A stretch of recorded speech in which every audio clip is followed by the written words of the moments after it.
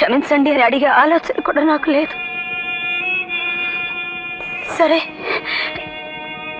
నేనేమో బుద్ధి లేని దాన్ని, మూర్ఖురాల్ని, గుడ్డిదాన్ని. మిమ్మల్ని కాదని తెగించి వెళ్ళిపోయాను. మీరు కూడా నన్ను వదిలేశారే.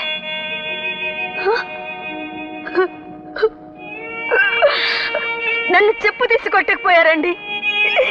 ఎక్కడికి వెళతావు రావేరని నా చెంపలు పగలగొట్టి మీరు తీసుకెళ్తే మీ వెంట రాకపోతున్నా? ఏమండి, మీరు నాకు అక్కర్లేదని మిమ్మల్ని నేను వదిలేసిపోయానా?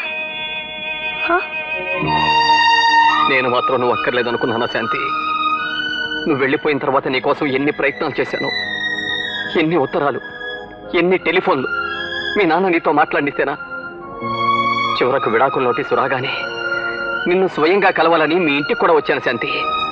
శాంతితో నీకేం పని? విడాకుల నోటీసు పంపించింది. జవాబు పంపించు. జవాబు స్వయంగా చెప్పడం కోసమే ఇక్కడికి వచ్చాను. ఒకసారి శాంతిని పిలవండి. శాంతి రాదు.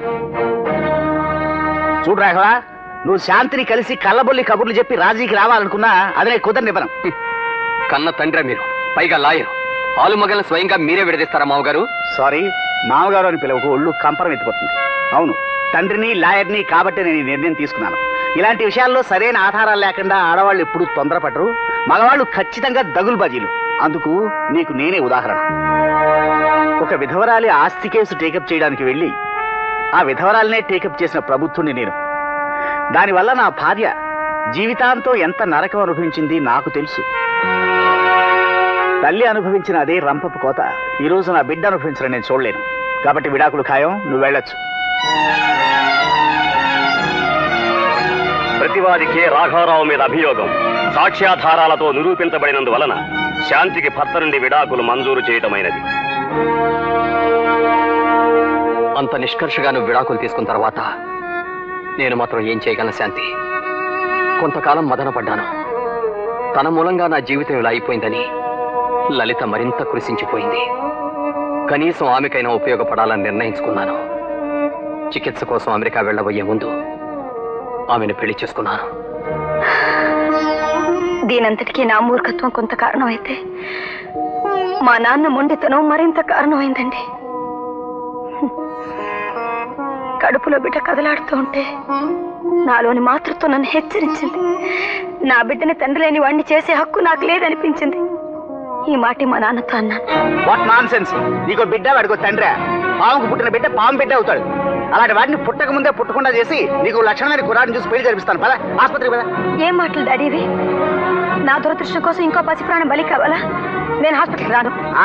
ఆహా, పుట్టక ముందే నీ బిడ్డ మీద నీకు ఇంత మమకారం అయితే పుట్టి 25 ఏళ్లు నా కళ్ళ ముందు పెరిగి కన్నీటి బతుకుతున్న నా బిడ్డ మీద నాకెంత మమకారం ఉండాలి? అది కాదు. నోరు మూసుకుని బయలుదేరు.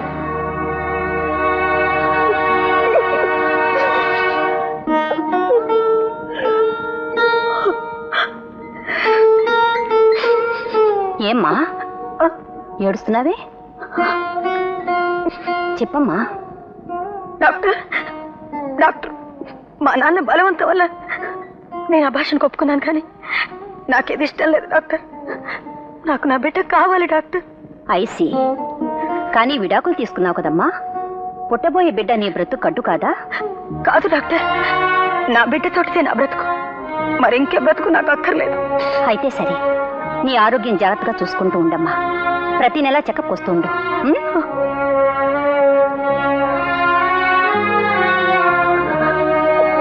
మా నాన్నతో పోట్లాడి మనూరు వచ్చేసాను. మీ కాళ్ళ మీద పడి క్షమాభిక్ష కోరుకుందామని తిన్నగా హాస్పిటల్కే వచ్చానండి. ఆపు.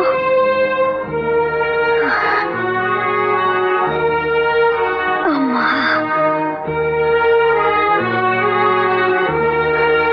నమస్కారం అండి. నేను డాక్టర్ రాఘవ్ గారి భార్యను. మా వారు లేరా? అంటే నువ్వు శాంతి? నేను డాక్టర్ శారదని. మీ వారు ఇప్పుడు ఈ ఊర్లోనే కాదు, ఈ దేశంలోనే లేరు. అంటే నువ్వు నిష్కారణంగా అనుమానించిన లలితనే పెళ్లి చేసుకుని అమెరికా వెళ్ళిపోయారు.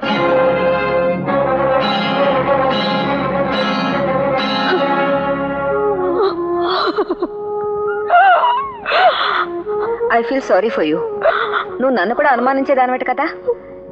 మీ ఆయన నాతో చెప్పి నవ్వుకునేవారు. You have committed a very costly blunder. Look Shanti, నువ్వంటే ఆయనకి ఎంత ప్రేమో నీకేం తెలుసు? ఇక్కడుండే మాకు తెలుసు. నీకు ఆయన అనుమానించడం ఒక్కటే తెలుసు.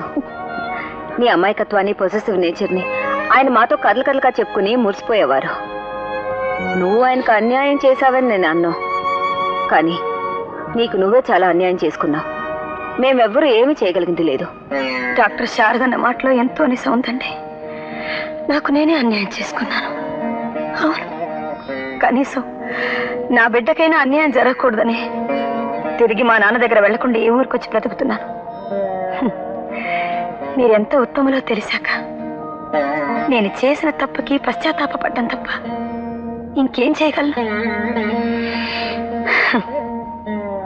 ఏమండి, వచ్చే జన్మంటూ ఉంటే